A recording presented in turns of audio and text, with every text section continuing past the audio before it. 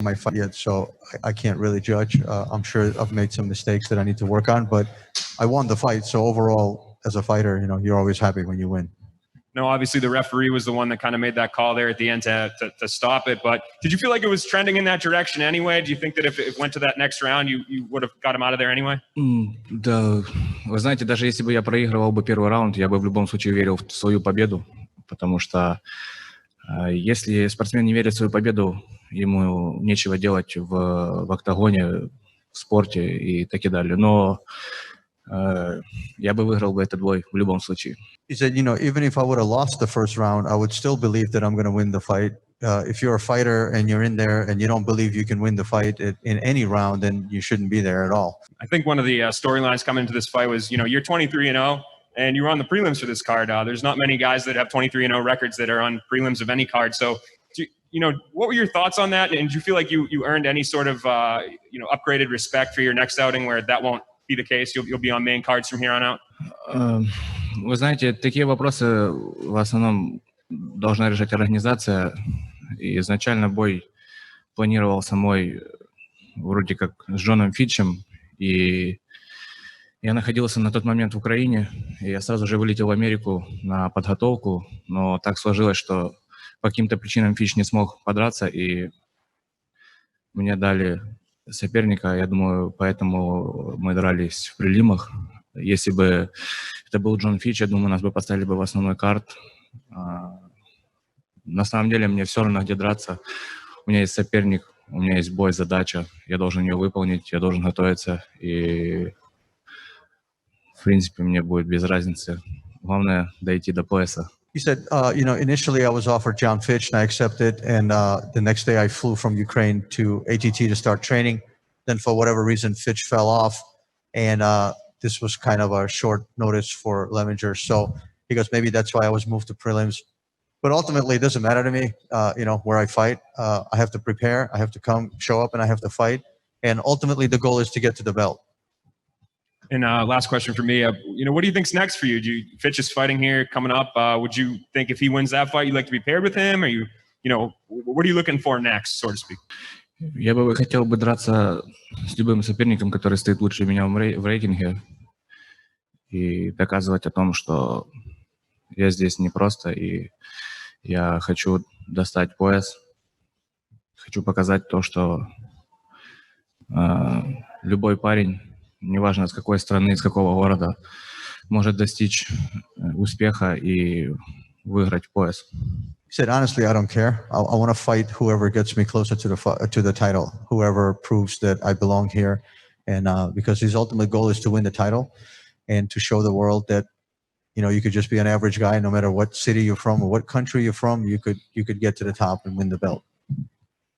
Did you expect the cut to stop the fight? And did you almost want it to go into the second round to continue to showcase your dominance? Вы знаете, когда я захожу в октагон, и мне хочется иногда там почаще, подольше побыть. Но после того, когда мы упали в партер, я увидел это рассечение, и я предполагал, что, скорее всего, бой остановят после первого раунда, когда подойдет доктор, увидит его. Я думал об этом. So, usually when I get in the cage, I do want to spend some time in there. He feels like time in the cage is valuable, but when they went to the ground and he saw the cut, he felt like they will probably stop this after the first round. And so, 26 years old, 24-0, do you ever just stop and kind of take a look back and, how special that is? Мне нравится дело, которым я занимаюсь. Это мое было изначально хобби. Я пошел заниматься просто для себя. Просто был парнишкой, который хотел уметь драться на улице. И когда я пришел, так все сложилось, что я стал профессионалом. Мое хобби превратилось в мою работу. И мне кажется, для любого человека... не то чтобы, можно сказать, это мечта, но каждый бы хотел бы, чтобы его хобби превратилось в его работу. Насколько долго это будет продолжаться, я не могу сказать. Как будет получаться, как будет слаживаться моя судьба. Возможно, завтра что-то случится. Возможно, завтра что-то для меня будет важнее. Как даст Бог, так и будет. He said, I started this out as a hobby. I just wanted to learn how to fight for street fights. And then, I turned pro and things kind of went from there. So in a way, I'm blessed that my hobby turned into an occupation. I'm able to earn a living. You know, I'm going to continue to do it for as long as I can. I don't know. Maybe, you know, something else will spark my interest. You know, it's all in God's hands. And so, like you said, you were offered John Fitch. You know, would you take another fight, just something to get back in the cage soon? Or are you going to wait on a big name? А что, Джон Фич без имени?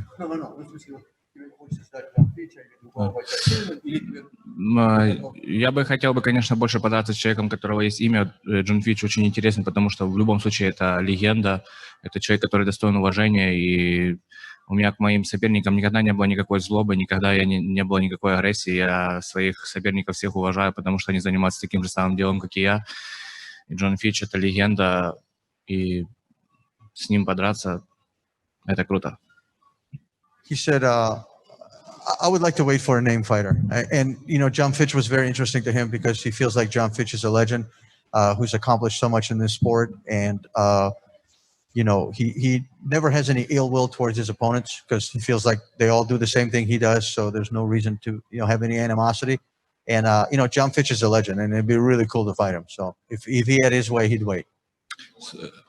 Our next question will come from the line of Dmitry Kagan. Первый, поздравляю с победой.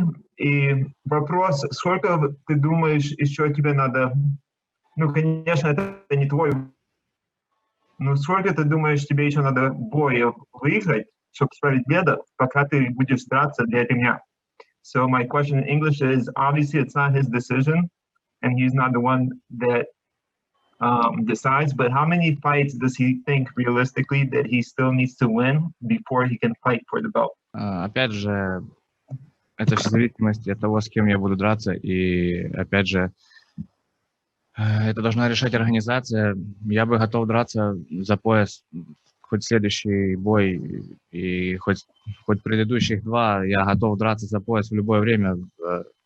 Это должна решить организация и мой рейтинг. He said, I'm ready to fight for a title at any time. I mean, I could have fought it 2 fights ago. I can fight it my next fight. It's really not up to me. It's up to the organization to decide. Awesome. Thank you. All right, our next question will come from the line of Matthew Putterman. Matthew, your line is now live. Hey, congrats on the win, man. My first question is to you, what is your biggest attribute as a fighter? Я делаю то, что мне нравится. И даже в плане тренировок я люблю тренироваться. То, что будет приносить мне удовольствие, поэтому мне это не надоедает, и я всегда иду на тренировку с азартом.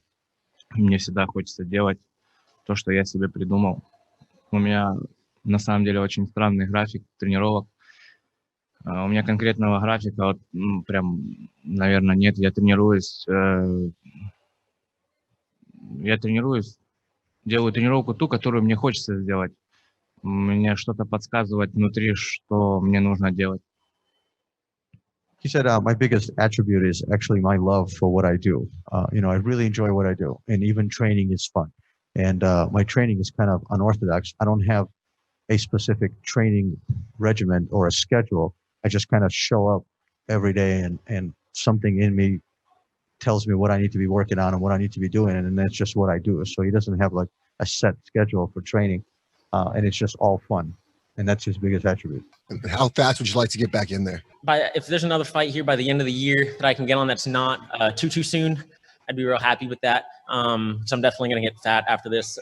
This camp was a good 6 weeks longer than it typically would be. This camp or this event was originally back in July, and I just kind of got pushed back because of everything going on. And so I've been in camp for a long time. I've been on a really strict diet for a long time. I'm going to go destroy that 24-hour Krispy Kreme upstairs and just enjoy myself. And then I would like to get one more by the end of the year. I'd be happy with that. Excellent, man. Well, enjoy that post fight meal, and we can't wait to see you back again. Thank you. All right. Thank you very much, Lucas. Appreciate it. Thank you.